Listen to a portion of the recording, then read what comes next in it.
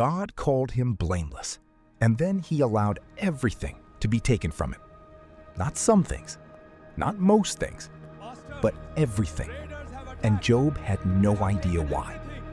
His name was Job, a man respected across the land who had everything people pray for: wealth, a large family, and peace. It was a life that looked like God's favor, and that's exactly what made him a target. But far beyond what Job could see, something was happening. In a conversation not on earth, but in heaven. God said, "Have you seen my servant Job? There is no one like him." And then a voice responded, cold and sharp. Satan asked, "Does Job fear you for nothing? You've blessed him and protected him. Of course he serves you. But take everything away, and he will curse you." There was silence. Then God said something that would change everything. Everything he has is now in your hands, but do not touch his life. And just like that, the test began. Job woke up that morning like any other day, with no warning and no sign that his world was about to collapse. Then the first messenger arrived, running and breathless, saying, "The oxen and donkeys are gone. The servants are dead, and I alone escaped." Before Job could respond, another voice cried out, "Fire fell from the sky. The sheep are gone. The servants are dead, and I alone escaped." Then another, "The camels are gone. The servants are dead, and I alone escaped." 3 losses came back to back with no pause, no time to think, and no time to breathe. Job stood there, silent, as everything he built was gone. But that wasn't even the worst part.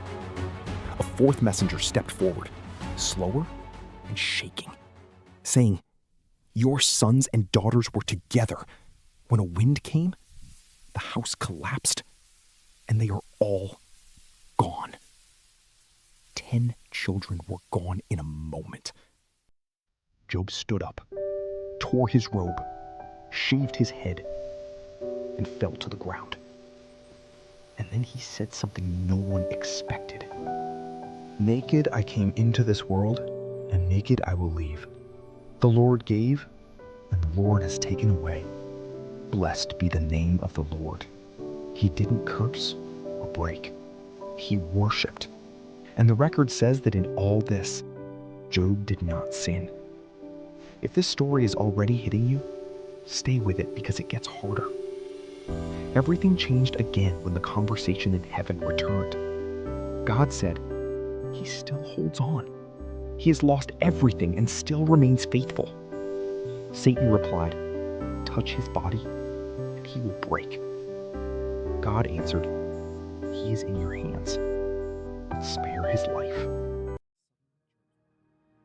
Suddenly, Job's body began to fail with painful sores from his feet to his head. Every movement hurt and every breath burned as he sat in ashes alone, scraping his skin with broken pottery. He had lost everything, and now he was losing himself. But that still wasn't the worst part. His wife looked at him, broken and bleeding, and said, "Are you still holding on? Curse God and die."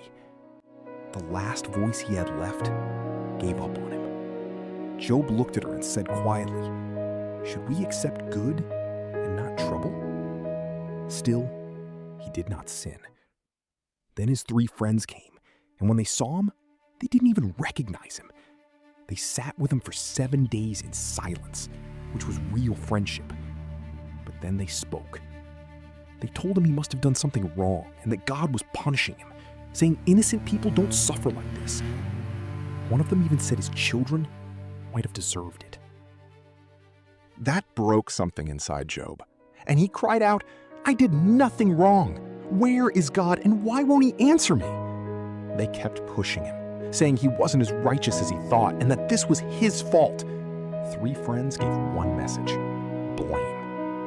But Job refused to lie, declaring, "Even if he kills me, I will still trust him. I know my Redeemer lives, and one day I will see him. A broken man in ashes was still believing. And then God spoke, not softly or gently, but from a storm. He asked question after question. Where were you when I created the earth? Can you command the morning or control the sea? Do you understand the stars? It was meant to crush him, to reveal that Job didn't see everything, but God did. Job answered, humbled.